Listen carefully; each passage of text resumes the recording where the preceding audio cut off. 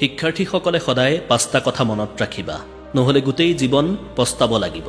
Number 1, আজি যদি তুমি 6 ঘণ্টা পঢ়িবলৈ টান পাইছা, তেন্তে এদিন 12 ঘণ্টা কাম কৰিবলৈ তুমি সাজু হোৱা। নম্বৰ 2, আজি যদি মা দেউতাই কোৱা কথাবোৰ তোমাৰ বৰিং যেন লাগে, মা দেউতাৰ পৰামৰ্শ ভুল যেন লাগিছে, তেন্তে এদিন বেলেগৰ টান মাত শুনিবলৈ তুমি সাজু হৈ যোৱা।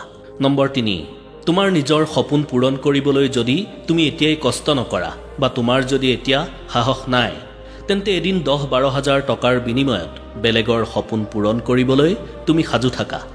নম্বৰ 4, হয়তো তোমাৰ মা দেউতাই ডেকা কালচোৱা দুখ কষ্ট দৰিদ্ৰতাৰ মাজেৰে পাৰ কৰিব পাৰে, কিন্তু মা দেউতাৰ বৃদ্ধ কালচোৱা তুমি কেতিয়াও দুখ কষ্ট আৰু দৰিদ্ৰতাৰ মাজেৰে পাৰ হ'বলৈ নিদিবা।